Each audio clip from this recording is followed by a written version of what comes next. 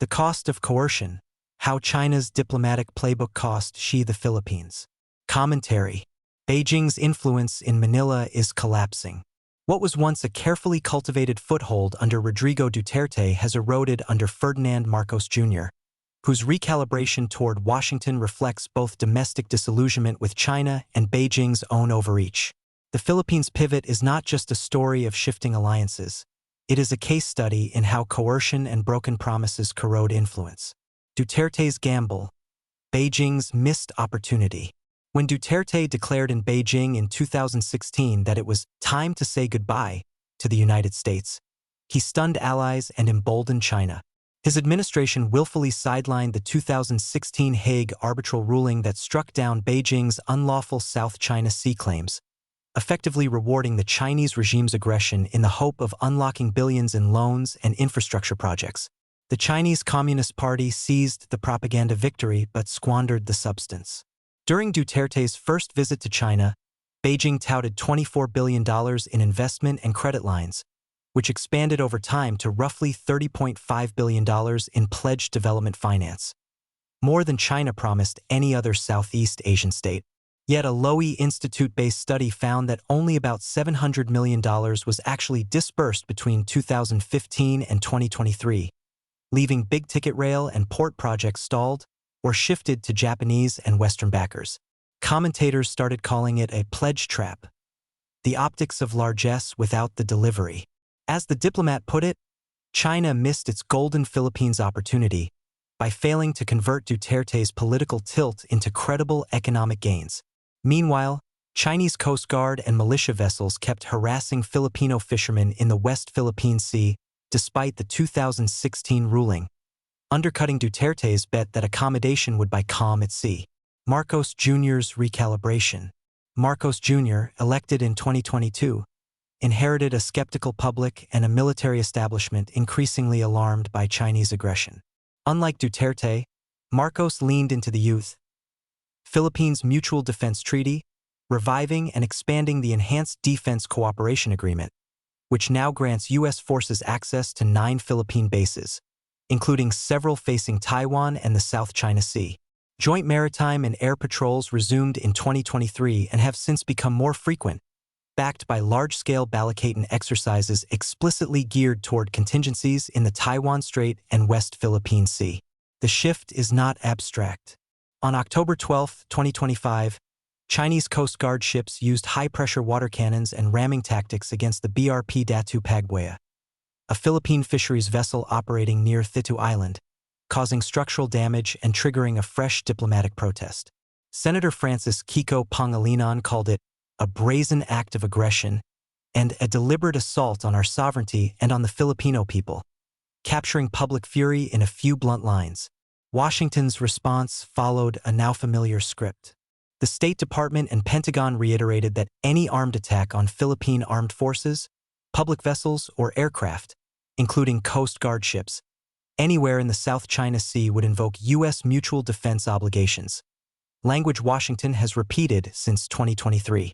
The new Task Force Philippines, announced in October 2025, is meant to hardwire that commitment into planning, not just press releases. Public sentiment: China's reputation collapses. The Philippine public has turned decisively against Beijing. A Pulse Asia survey commissioned by the We Protect Our Seas Foundation found that 77% of Filipinos now see the United States as the country best positioned to help manage Chinese coercion in the West Philippine Sea. Earlier polling showed that only 1% of respondents viewed China as a trusted development partner, and that more than 70% said they would not support pro-China candidates in the 2025 elections. This is not just elite politics. It is a grassroots rejection of the Chinese regime's tactics. Fishermen from Zambales and Palawan, civil society groups, and local governments have amplified video evidence of water cannon attacks and blocked resupply runs, making any future Philippine leader pay a domestic price for tilting back toward Beijing. Coercion that was supposed to intimidate has instead radicalized public opinion. Why the CCP is losing ground. The CCP's adversarial posture has backfired for several reasons. Its reliance on coercive diplomacy, harassment of Philippine vessels, rammings near 2nd Thomas Shoal and Thitu, and blockades at contested shoals, has alienated the public and hardened Manila's resolve. China's failure to deliver on infrastructure pledges exposed its economic statecraft as hollow. Consequently, Manila has begun unwinding from the CCP's Belt and Road Initiative, terminating or retendering key rail projects in favor of Japanese and Western financing. A public acknowledgement that the BRI Golden Age never really arrived. By treating the Philippines as a subordinate rather than a partner, Beijing pushed Manila back toward Washington. Across the region, Hanoi's elevation of ties with Washington to a comprehensive strategic partnership, and Jakarta's deepening defense cooperation with Japan and the United States, show other countries quietly hedging against similar Chinese pressure. China hasn't just lost ground. It has turned itself into a cautionary tale. The U.S.-Philippines reset. Marcos has not only restored but expanded the alliance with Washington. Under his watch, EDCA implementation moved from legal limbo to reality, with construction at multiple sites and rotational U.S. deployments, including drone units, now explicitly tied to maritime surveillance in the South China Sea. The new bilateral defense guidelines and Task Force Philippines bring planners from both sides into a single frame for crisis scenarios, from blockaded resupply missions to more serious escalation.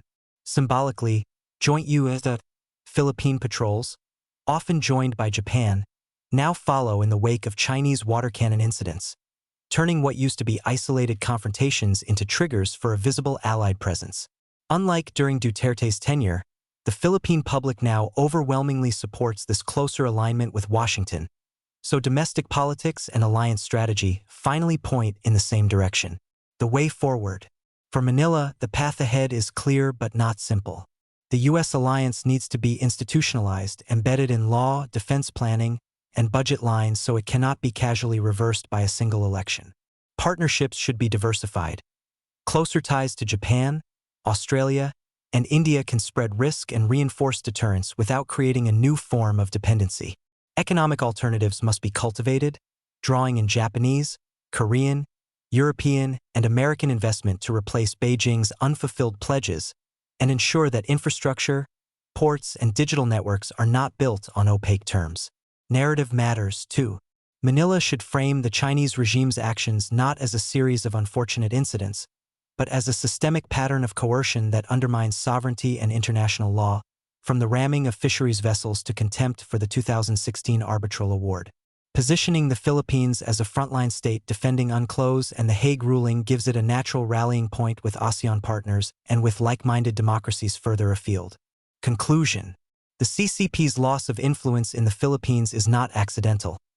It is the product of broken promises, coercive tactics, and strategic overreach. Marcos's pivot to Washington is less a gamble than a recognition of reality.